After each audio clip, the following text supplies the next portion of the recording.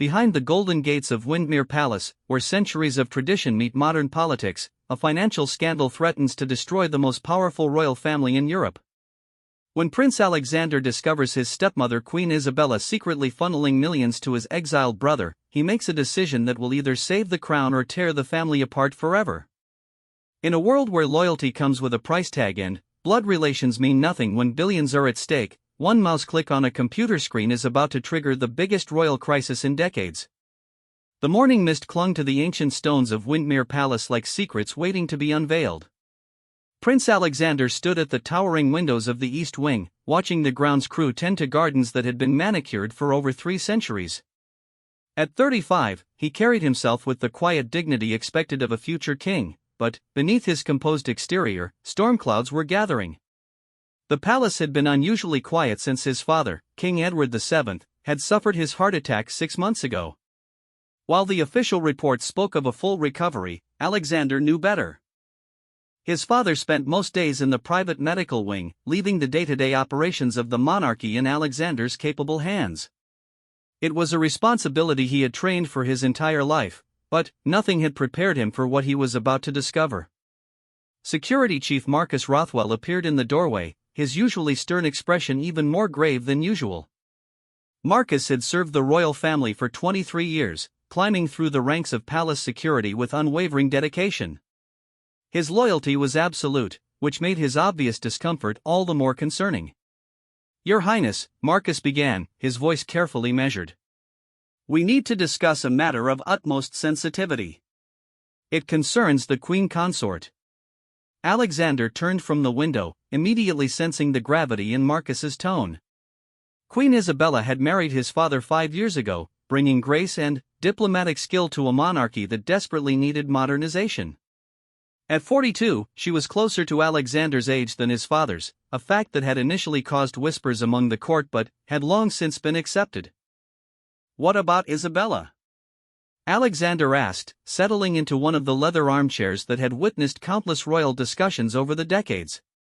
Marcus remained standing, a habit from his military background.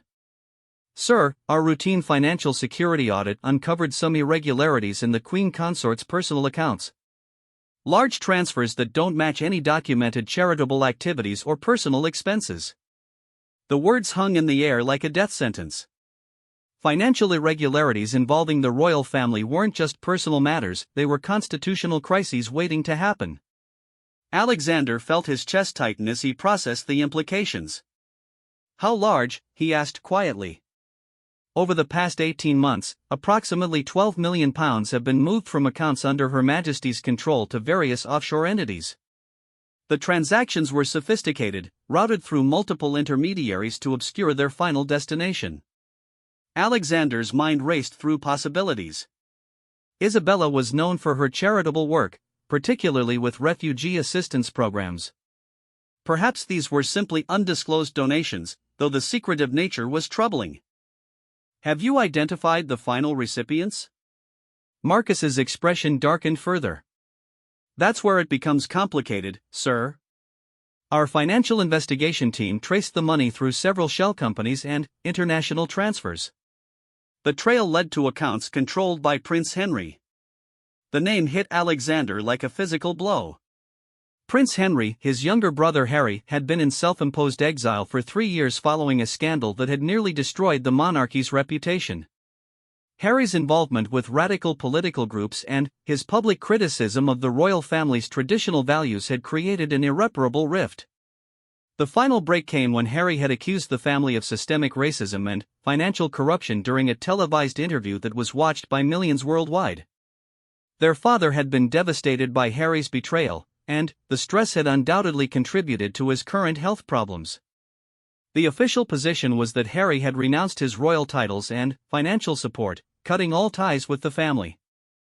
If Isabella had been secretly funding Harry's lifestyle in exile, it represented not just a personal betrayal but a potential constitutional violation.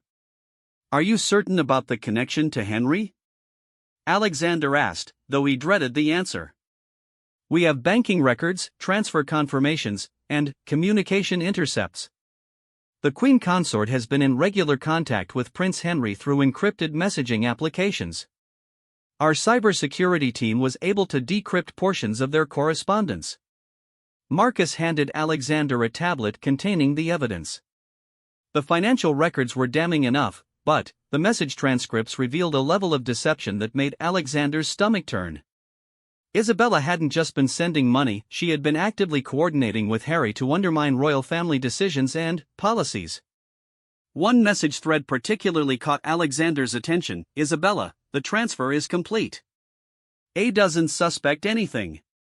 Keep pushing the narrative about reform, public opinion is shifting in your favor. Harry, perfect. The documentary will air next month. Once people see how backward and corrupt they really are, support for abolishing the monarchy will skyrocket. This money lets me stay in the game until then. Isabella, remember our agreement. When you return to power, my position is secured. I didn't marry your father to play the dutiful wife forever. Alexander read through dozens of similar exchanges, each one revealing the depth of Isabella's betrayal. She wasn't just supporting Harry financially, she was actively plotting to help him return and seize control of the monarchy.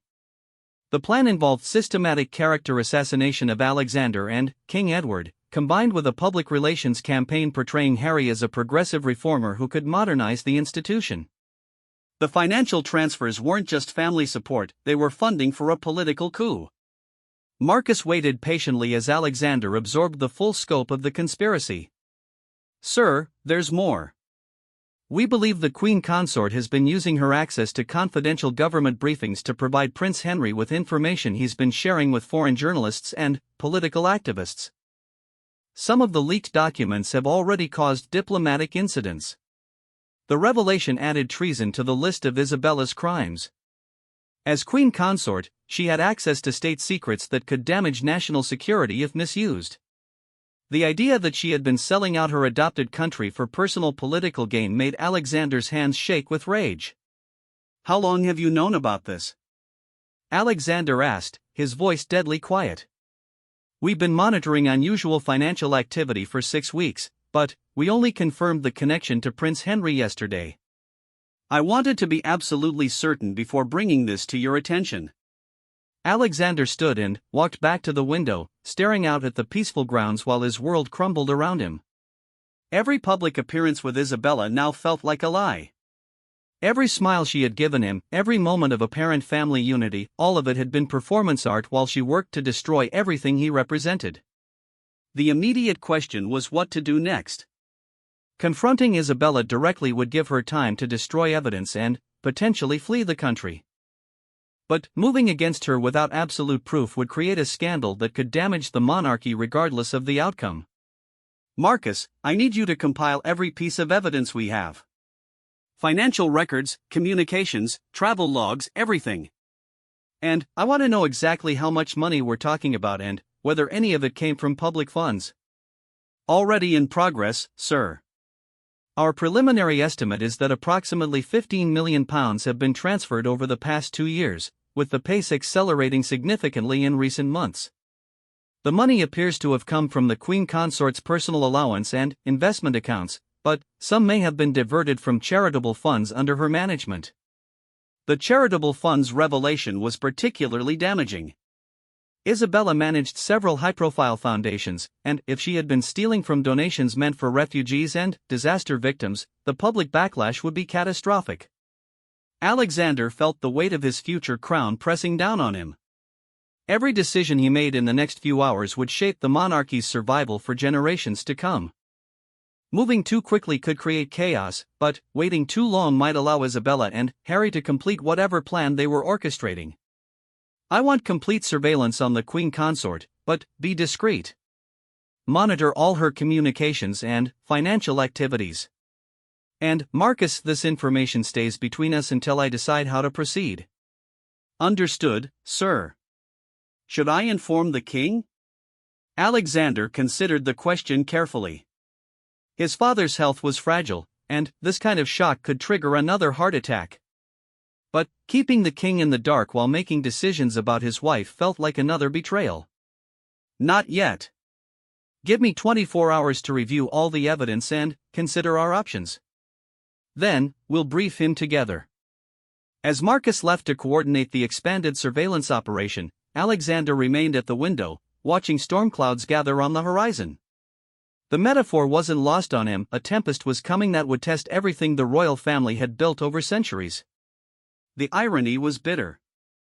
Isabella had been brought in to modernize and stabilize the monarchy, but, instead, she had become its greatest threat. Her betrayal wasn't just personal, it was an attack on the institution itself, orchestrated by someone who had sworn to protect and serve it. Alexander's phone buzzed with a text message from Isabella. "Dinner tonight? Your father is feeling better and wants to discuss the autumn charity schedule." Reading the message now, knowing what he knew, Alexander could see the manipulation behind every word. Isabella was probably gathering information about upcoming events to pass along to Harry, helping him time his next attack for maximum damage. He typed back, looking forward to it. The game had begun, and Alexander was no longer playing defense. If Isabella wanted to destroy the monarchy from within, she would discover that the future king was far more formidable than she had imagined. The woman who thought she could manipulate her way to power was about to learn that some royal traditions, like protecting the crown at all costs, were worth preserving. As evening approached, Alexander prepared for what would be the most important performance of his life. Over dinner, he would smile and make conversation while secretly planning Isabella's downfall. The stakes couldn't be higher. The survival of a 1,000-year-old institution hung in the balance. The palace staff noticed nothing unusual as they prepared for the royal dinner, but the servants' corridors buzzed with the kind of nervous energy that always preceded major announcements. They couldn't know that their future king was about to wage war against their queen, or that the outcome would determine whether Windermere Palace remained a symbol of stability or became a monument to betrayal. The state dining room at Windermere Palace had hosted kings and presidents, witnessed declarations of war and peace treaties, but it had never before been the stage for such an elaborate deception. Crystal chandeliers cast warm light over the mahogany table where three people sat: a dying king, a treacherous queen, and a prince who now knew the truth. King Edward looked frilier than Alexander remembered from just a week ago. The heart attack had aged him decades and months, and the medications made his hands shake slightly as he reached for his wine glass. Despite his weakened condition, his eyes remained sharp, and Alexander wondered how much his father suspected about Isabella's activities. "The autumn charity tour is shaping up beautifully," Isabella said, her voice carrying the same warm enthusiasm that had charmed the public for 5 years. She wore a midnight blue dress that complemented the sapphire necklace Edward had given her for their first anniversary, a necklace that Alexander now realized might have been purchased with money intended for refugee children. "Tell me about the stops you're planning," Alexander said, forcing himself to maintain conversational tone while studying Isabella's face for signs of deception. "We'll start in Manchester with the Children's Hospital dedication, then move north to Edinburgh for the Veterans Housing Project. The Refugee Assistance Centre in Glasgow wants to present their annual report. They've helped over 5,000 families this year thanks to Royal Foundation funding." Alexander nearly choked on his wine. The Refugee Assistance Centre was one of Isabella's primary charitable focuses, and he now suspected it was also one of her primary money laundering operations. The families she claimed to help might be fictional, their aid packages rerouted to Harry's Swiss bank accounts. King Edward smiled proudly at his wife. "Isabella has transformed our charitable work. The public response has been extraordinary. Approval ratings for the monarchy are the highest they've been in decades." The irony was crushing. Isabella's apparent success was built on lies and theft, but the positive public opinion would make exposing her even more dangerous. When the truth came out, the backlash would destroy not just Isabella but potentially the entire royal family. "Speaking of public opinion," Isabella continued, "I've been thinking we should consider some modernization initiatives. Perhaps more accessibility, more transparency in our operations." Alexander's blood ran cold. This was exactly the kind of language Harry used in his exile interviews, calls for transparency and modernization that were really demands for the monarchy's destruction. Isabella was testing the waters, seeing how receptive they would be to changes that would ultimately benefit Harry's return. "What kind of transparency did you have in mind?" Alexander asked carefully. "Financial disclosure, for instance. Publishing detailed reports about how royal funds are used. It would show the public that we have nothing to hide." The suggestion was breathtakingly audacious. Isabella was proposing transparency measures while actively embezzling millions, apparently confident that her money laundering was sophisticated enough to survive scrutiny. Alexander realized she might be right if Harry's team included financial experts capable of creating false documentation. The royal family could be walking into a trap. That's an interesting idea, King Edward said thoughtfully. Though it might set precedents we're not prepared for. Royal finances have been private for good reason. Oh, I know there are traditions to consider, Isabella replied smoothly. But, Henry always said, she stopped abruptly, realizing her mistake. In a room where Harry's name was never spoken, she had just referenced him as a source of policy ideas. The silence that followed was deafening. King Edward's face darkened. Henry said what? Isabella's composure cracked for just a moment before she recovered. I meant to say that I read an interview where he discussed monarchy reform. I wasn't suggesting we follow his advice, just that public opinion might be moving in that direction.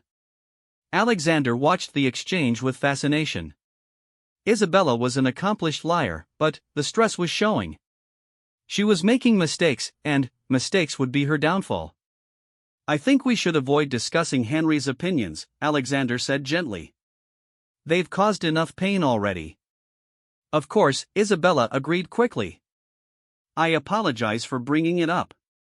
The conversation moved to safer topics, but Alexander's mind was racing. Isabella's slip revealed that she and Harry discussed royal policy regularly, probably sharing confidential information that Harry then used in his public attacks on the family. Every strategic decision, every private family discussion, it was all being reported back to their enemy. After dinner, King Edward retired early, leaving Alexander and Isabella alone in the drawing room. This was the opportunity Alexander had been waiting for, a chance to probe deeper into Isabella's activities without alarming his father. I've been reviewing the Charitable Foundation reports, Alexander said casually, settling into an armchair across from Isabella. The refugee assistance numbers are impressive, 12 million in aid distributed this year alone. Isabella's eyes flickered with something that might have been panic before she smiled. The need is enormous. We're barely making a dent in the crisis, but every family we help makes it worthwhile. I'd like to visit some of the facilities next month. Meet with families who've been helped, see the programs in action. That's a wonderful idea, Isabella said, but Alexander could hear the tension in her voice. Though you know how sensitive these situations are. Many of the refugees are dealing with trauma, and royal visits can be disruptive. Alexander nodded understandingly while making mental notes. Isabella was already creating excuses to prevent him from seeing the charitable operations firsthand. If the programs were legitimate, she would be eager to showcase their success. Perhaps we could start with the Glasgow Centre, Alexander suggested. Since you mentioned their annual report. Actually, they're undergoing some administrative changes right now. New leadership, restructuring their programs. It might be better to wait until they're settled. More excuses, more delays. Alexander was becoming convinced that the Glasgow Refugee Centre existed only on paper, a fictional organization created to justify massive financial transfers to Harry's operation. His phone vibrated with a text message from Marcus, urgent update. Need to meet privately. Alexander stood smoothly. I should check on father before bed. Thank you for a lovely evening, Isabella. Of course. Sleep well, Alexander. As he walked through the palace corridors toward his private study, Alexander wondered how many other lies Isabella had told over the years. Every conversation, every shared moment, how much of their relationship had been genuine, and how much had been calculated manipulation. Marcus was waiting in the study with a laptop and several folders of documents. His expression was grimmer than Alexander had ever seen it. Sir, we have a significant development. Our cybersecurity team intercepted communications indicating that Prince Henry is planning to return to the country within the next 2 weeks. Alexander felt his world shift. Harry's return would trigger a media frenzy and potentially destabilize the government. If he came back with evidence of royal family corruption, even manufactured evidence, it could force King Edward to abdicate and throw the succession into chaos. Do we know his specific plans? According to the intercepted messages, he's coordinating with Isabella for a public appearance that will maximize media coverage. They're planning what they call Phase 2 of their operation. Marcus opened his laptop and showed Alexander a series of encrypted messages between Isabella and Harry from that morning. Harry, the documentary airs Monday. Media response should peak by Wednesday. Perfect timing for my arrival. Isabella, airport security will be coordinated. Make sure you have the documents, financial records, recorded conversations, everything we discussed. Harry, don't worry. By Friday, Alexander will be yesterday's news, and father will have no choice but to step down. The monarchy dies with him, or it transforms with me. Isabella, just stick to the plan. Everything we've worked for depends on this week going perfectly. Alexander stared at the messages in horror. This wasn't just theft, it was a full-scale coup attempt. Harry was planning to return with manufactured evidence of royal corruption, probably including doctored financial records that would implicate Alexander and King Edward in the missing money. Marcus, I need you to implement emergency protocols. Freeze all accounts associated with Isabella immediately, personal accounts, charitable foundation accounts, everything. And I want to know exactly where Harry is planning to enter the country. Sir, freezing the Queen Consort's accounts without official cause could create legal complications. The cause is preventing the theft of millions more pounds, Alexander interrupted. We have evidence of ongoing financial crimes. That's sufficient justification for emergency action.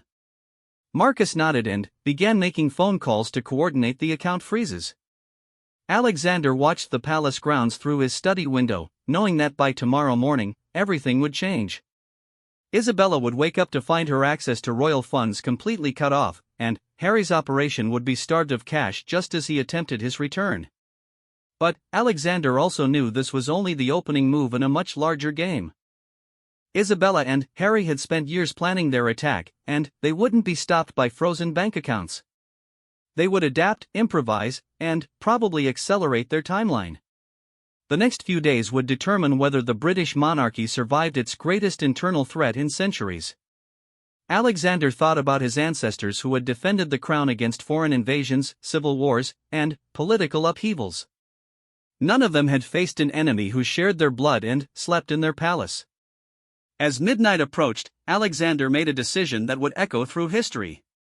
He wouldn't just defend against Isabella and Harry's attack, he would destroy their ability to threaten his family ever again. The gloves were coming off, and the future king was about to remind everyone why the crown had survived for 1,000 years.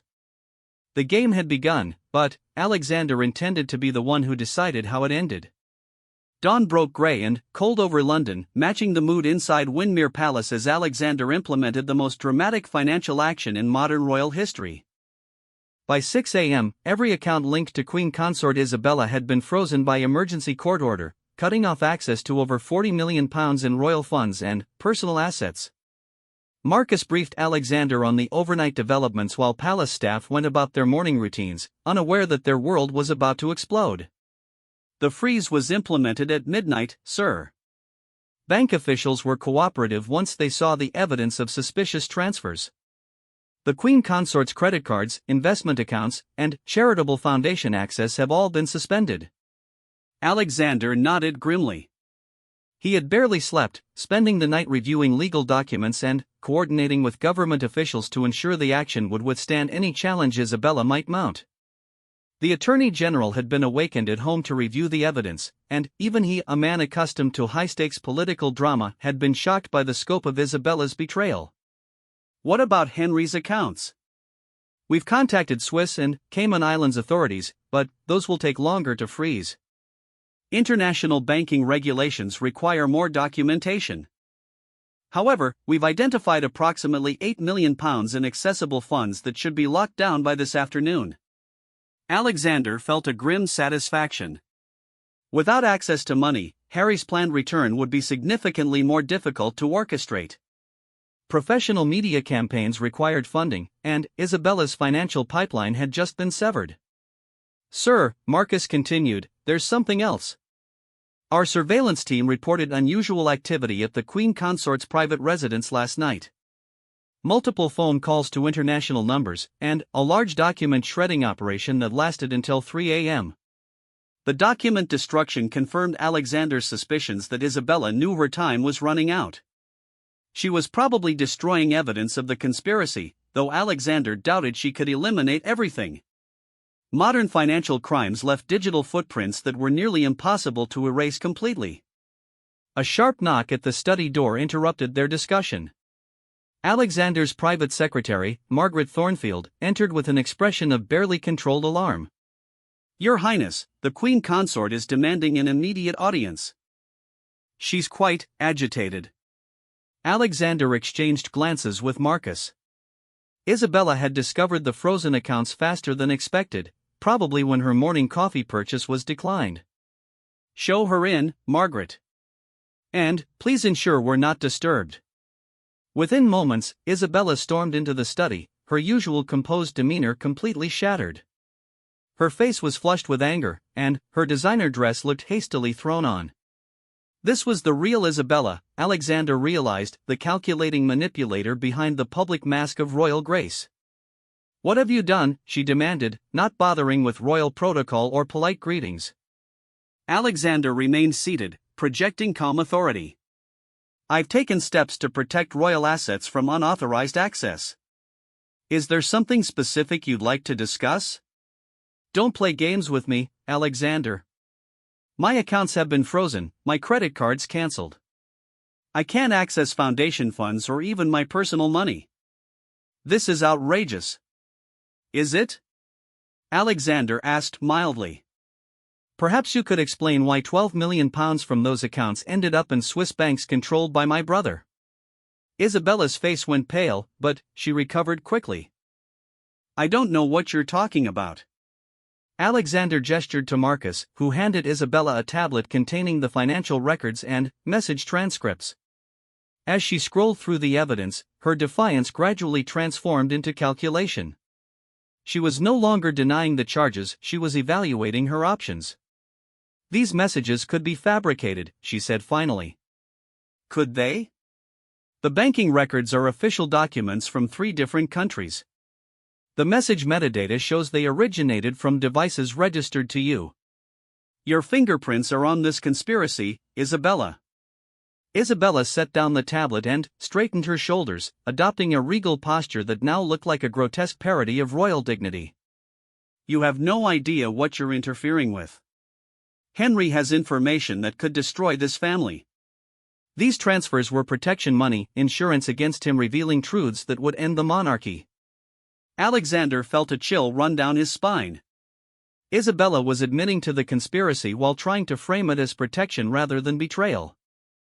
But her reference to truths suggested that Harry might have genuine scandals to exploit alongside whatever manufactured evidence they had prepared. What truths? Alexander asked quietly. Isabella smiled coldly. Your father's health is worse than the public knows. He's been making decisions while heavily medicated, some of them involving significant financial commitments. Henry has medical records, recordings of private conversations, documentation of policy decisions made when Edward was barely conscious. The revelation hit Alexander like a physical blow. If Harry possessed evidence that King Edward had been making royal decisions while incapacitated, it could invalidate years of government policy and constitutional actions. The legal and political chaos would be unprecedented. Even if that were true, Alexander said carefully, stealing millions of pounds is hardly the appropriate response. The money bought Harry's silence and cooperation. Without it, he'll release everything: medical records, financial documents, recordings of private family conversations. The public will see that the monarchy is a fraud, propped up by lies and covered up incompetence. Alexander realized he was looking at a more sophisticated conspiracy than he had initially understood. Isabella and Harry hadn't just been stealing money, they had been gathering blackmail material for years, probably since before Isabella married King Edward. The financial transfers were part of a much larger extortion scheme. You've been blackmailing the royal family, Alexander said. I've been protecting it, Isabella shot back. Edward's condition has been deteriorating for years, but royal protocol demanded secrecy. Henry threatened to expose everything unless we found a way to keep him quiet. The alternative was immediate abdication and constitutional crisis. Alexander's mind raced through the implications. If Isabella was telling the truth about King Edward's condition, then the monarchy had been operating under false pretenses for years. Every decision, every public appearance, every government interaction, all of it potentially invalidated by medical evidence that the king was incompetent to fulfill his duties. But Alexander also recognized Isabella's manipulation tactics. She was trying to reframe her crimes as necessary evils, making herself the protector rather than the villain. Even if Harry possessed damaging information, that didn't justify stealing millions or plotting to overthrow the legitimate succession. Where is Henry now? Alexander demanded. Isabella hesitated, apparently debating how much to reveal. He's in Switzerland, preparing to return. With your dramatic gesture this morning, you forced our hand. He'll arrive tomorrow with everything: medical files, financial records, recorded conversations. The media will have a feeding frenzy. Alexander felt time slipping away. Harry's return with damaging evidence would create chaos regardless of the evidence's authenticity. Even false accusations would trigger investigations that could paralyze the government and destabilize the country. Marcus, Alexander said quietly, I need you to contact the Home Secretary immediately. National security protocols may be necessary. Isabella laughed bitterly. You can't stop this with bureaucratic procedures.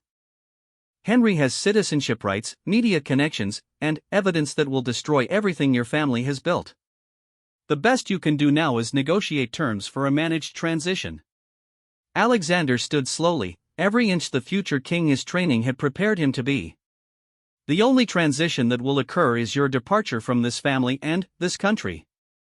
You have betrayed your marriage vows, your adopted nation, and every principle the monarchy represents. And you, Isabella replied venomously, are about to discover that principle without power is worthless. Henry will return as the reformer who exposed royal corruption and medical cover-ups.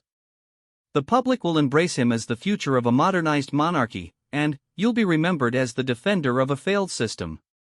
Alexander watched Isabella's mask fully slip away, revealing the ambitious politician who had seduced a lonely king and spent years planning his family's destruction. But he also saw something else: fear. Despite her confident words, Isabella was terrified of what Alexander might do next. You made one crucial mistake, Alexander said quietly. You assumed we were weak because we were honorable. You confused traditional restraint with inability to act decisively. But you've forgotten that this family has survived civil wars, world wars, and political upheavals for 1,000 years. We didn't accomplish that by being victims. Isabella's confident facade cracked slightly. What are you saying? I'm saying that your conspiracy ends here. Henry can return with whatever evidence he claims to possess, but he'll find that the narrative has already been written. The story won't be about royal corruption, it'll be about a treacherous queen who stole millions from charity and a disgraced prince who attempted extortion. Alexander moved to his desk and picked up a phone. Margaret, please ask the Attorney General to join us. And contact the Commissioner of the Metropolitan Police, we have evidence of serious crimes to report. Isabella's face went white as the full implications hit her.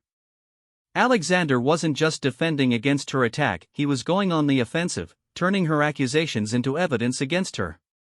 Instead of appearing as Harry's victim, the royal family would position themselves as the victims of Isabella's crimes. You can't prove any of this will hold up in court, Isabella said desperately. Perhaps not, Alexander replied. But we don't need court convictions to destroy your credibility. We simply need to demonstrate that you're a criminal and Harry is an extortionist. Public opinion will handle the rest. As police sirens grew audible in the distance, Isabella realized that her carefully planned coup was collapsing around her. The woman who had thought she could manipulate her way to power was discovering that the royal family's survival instincts were far more sophisticated than she had imagined. The real battle was just beginning, but Alexander had seized the initiative. Now he had to maintain it long enough to save not just his family, but the institution they represented. The arrest of Queen Consort Isabella sent shockwaves through Britain that reverberated around the world within hours. By noon, every major news outlet was broadcasting live from outside Windermere Palace, the reporters struggling to comprehend the magnitude of what had just unfolded.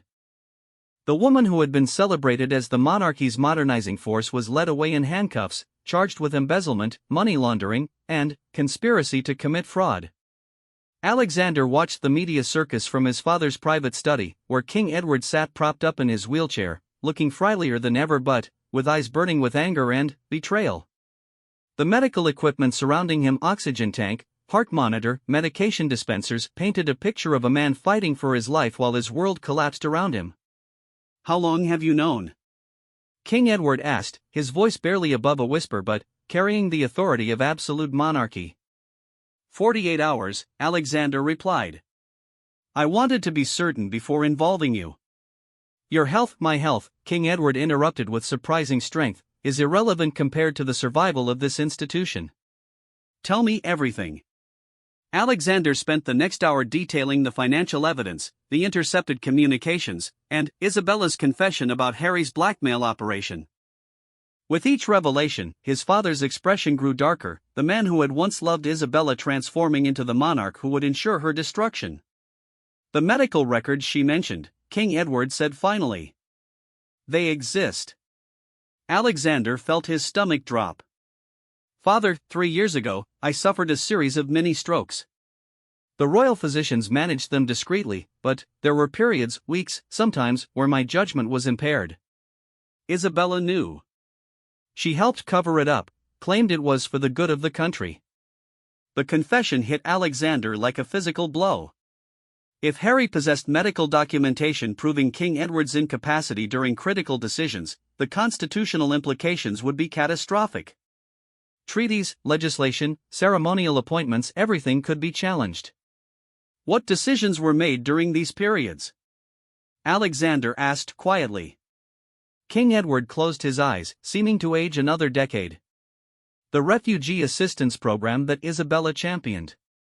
Several major charitable foundation appointments. Some military ceremonial roles. Nothing that directly involved government policy, but enough to raise questions about the validity of royal actions during my episodes. Alexander realized the full scope of the trap Isabella and Harry had constructed. They had used King Edward's medical condition to justify both the charitable foundation embezzlement and the blackmail payments. Every crime could be framed as necessary protection for a vulnerable monarch and a fragile institution. Marcus appeared in the doorway, his expression grim. "Sir, we have a significant development. Prince Henry has released a statement to international media announcing his intention to return and expose the truth about royal family cover-ups and financial crimes." Alexander's phone immediately buzzed with calls from government officials, but he ignored them. The next few hours would determine whether the monarchy survived or became a historical footnote. What exactly did Henry say? Marcus consulted his notes. He claimed to have evidence of systematic financial mismanagement, medical cover-ups that compromised the king's ability to fulfill constitutional duties, and what he called a conspiracy of silence that has defrauded the British people. He's scheduled to land at Heathrow tomorrow morning. King Edward struggled to sit straighter in his wheelchair.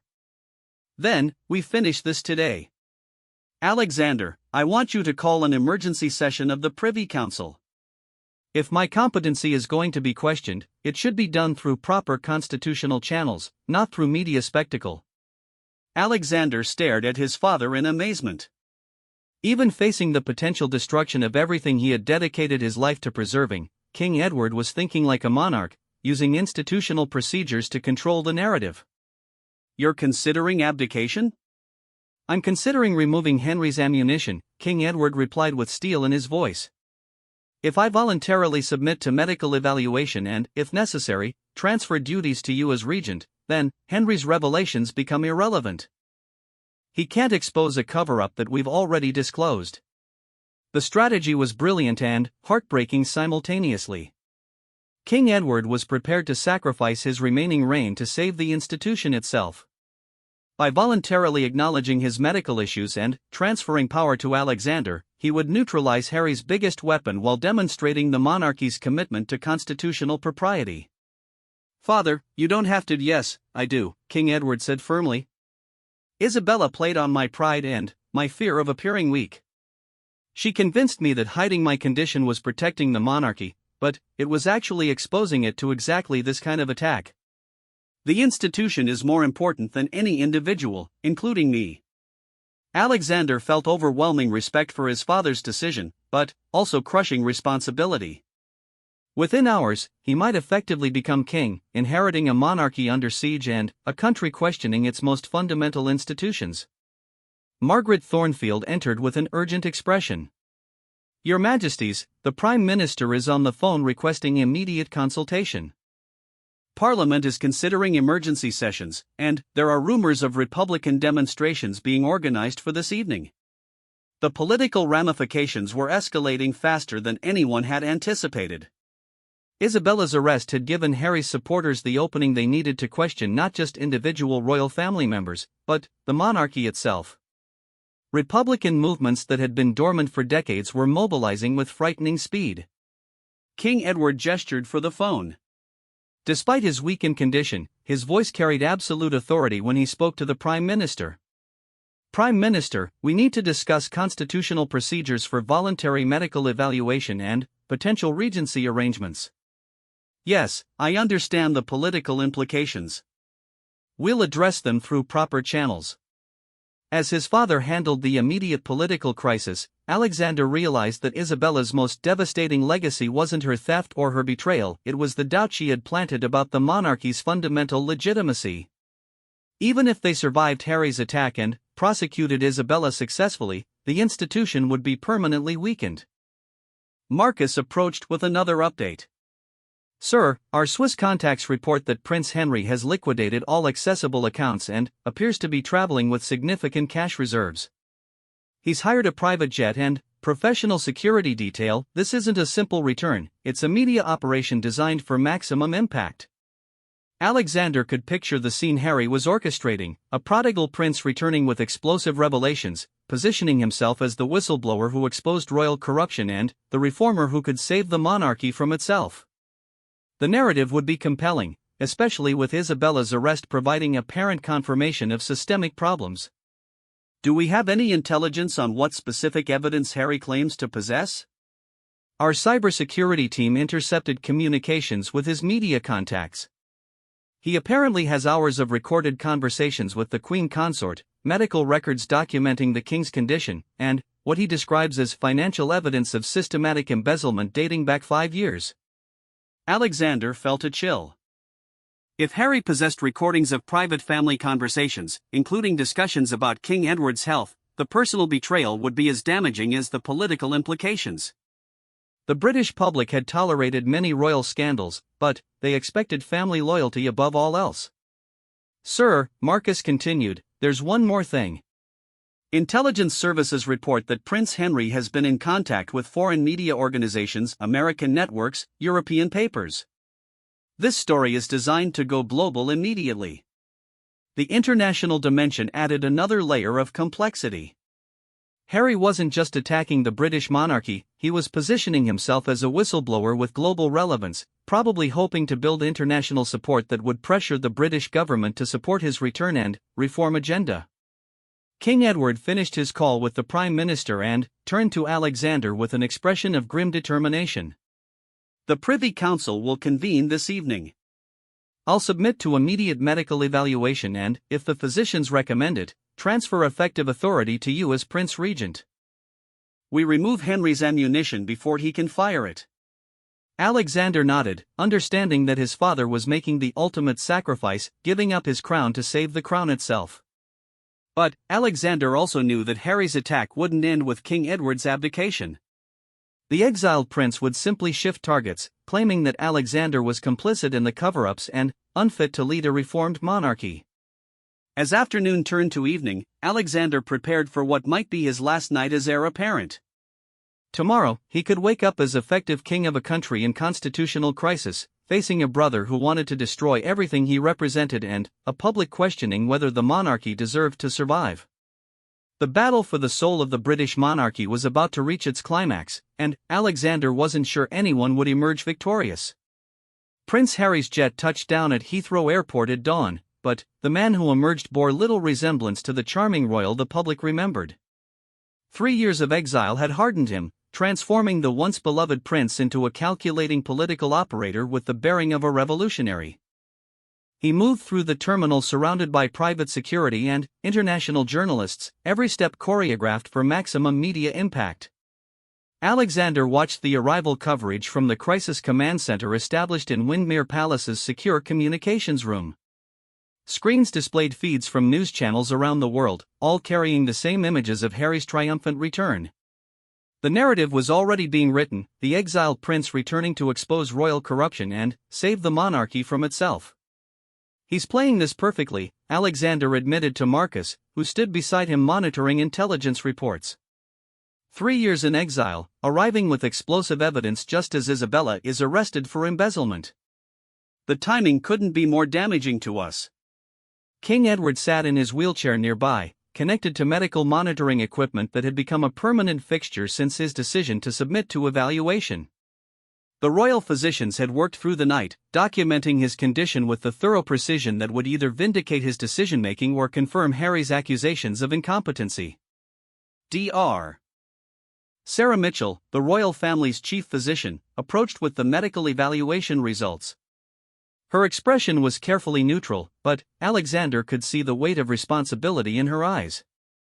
Her assessment would shape constitutional history. "Your Majesty," she addressed King Edward, "the evaluation is complete. While you have indeed experienced several minor cerebrovascular events over the past 3 years, our testing shows no current cognitive impairment. However, there were specific periods, particularly 18 months ago, where medication effects and post-stroke recovery may have temporarily affected your judgment." Alexander felt simultaneous relief and dread. His father wasn't incompetent, but there had been legitimate medical issues that could validate some of Harry's claims while undermining others. During those periods, King Edward asked quietly, "Would my decision-making have been legally questionable?" Dr. Mitchell hesitated before answering. "Some decisions made during peak medication periods might be subject to legal challenge, though you were never completely incapacitated. The protocols we followed were medically appropriate and ethically sound, but they may not satisfy constitutional requirements for full royal competency." Alexander understood the implication.